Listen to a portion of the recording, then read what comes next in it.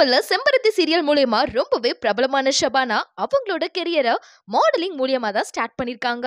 தமிழ்ல மட்டும் இல்லாம மலையாளத்திலயும் ஆக்ட் பண்ணிருக்காங்க. சொல்ல போனா மலையாளம் தான் அவங்களோட ஆரிஜின் அப்படின்னே சொல்லலாம்.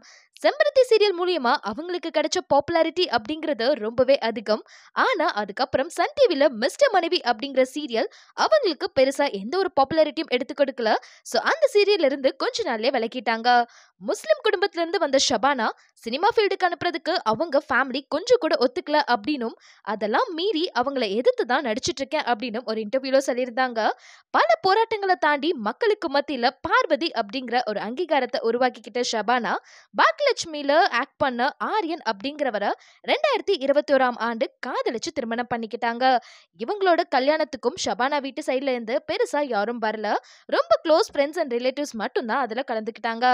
அதுக்கப்புறம் அவங்களோட திருமண வாழ்க்கையில ரொம்பவே சந்தோஷமா இருந்துட்டு வர்றதாவும், ஷபானா வந்ததுக்கு அப்புறம் தான் நான் யாரு அப்படிங்கறதே எல்லாத்துக்கும் தெரியும். இவங்க என்னோட லேடி லக் அப்படின்னு ஆரியன் ஷபானாவை புகழாத இடமே கிடையாது. அந்த அளவுக்கு ஷபானாவை ஆரியன் அவ்வளோ அட்மையர் பண்றாரு. அடுத்து ஒரு பெரிய இடைவேளைக்கு அப்புறம் தான் ஷபானா குக் வித் கோமாளில கண்டஸ்டன்டா இருக்காங்க. இந்த ஷோல ஷபானா ரொம்பவே ஜாலி அண்ட் ஆக்டிவா இருக்காங்க. குறிப்பா புகழ் கூட அவங்களோட பேர் வந்தாலே அந்த எபிசோட் வேற லெவல்ல இருக்கும் அப்படின்னு தான் சொல்லணும். இவங்களோட பர்சனல் லைஃப் எடுத்துக்கிட்டோம் அப்படின்னா, சைத்ரா ரெட்டி, ஷபானா, நக்ஷத்ரா, ரேஷ்மா இவங்க 4 பேரும் பெஸ்ட் ஃப்ரெண்ட்ஸா இருந்தாங்க. பட் ஏதோ ஒரு மிஸ் அண்டர்ஸ்டாண்டிங்னால ஷபானா இவங்க 3 பேத்தையும் விட்டு தனியா வந்துட்டாங்க. அதுக்கப்புறம் சீரியல் அண்ட் குக் வித் கோமாளி இது ரெண்டுத்துக்குமே இடையில ஒரு மிகப்பெரிய கேப் ஒன்று ஷபானா எடுத்துக்கிட்டாங்க. அந்த கேப்ல இவங்க பிரெக்னெண்டா இருக்காங்க அப்படி இப்படின்னு நிறைய கான்ட்ரோவர்சி சோஷியல் மீடியால சர்க்குலேட் ஆக ஆரம்பிச்சது.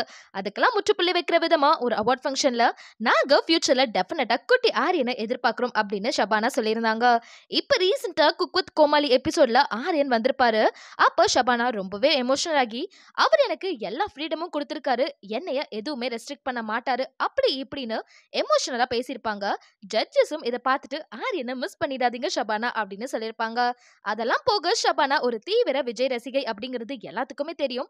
விஜய் கூட ஒரு படமாவது பண்ணிட மாட்டோமா அப்படிங்கிற ஏக்கத்தோட இருக்கிற ஷபானா அவங்களோட வாழ்க்கையில சினிமா, திருமணம், ஃப்ரெண்ட்ஷிப் அப்படின்னு எல்லாத்துலயும் நிறைய கஷ்டங்களை அனுபவிச்சுதான் இன்னைக்கு இந்த நிலைமைக்கு வந்திருக்காங்க. இந்த ஒரு ஆப்பர்ச்சுனிட்டியும் விட்டுறக்கூடாது அப்படிங்கிற அவங்களோட டிட்டர்மினேஷனை கண்டிப்பா பாராட்டி ஆகணும்.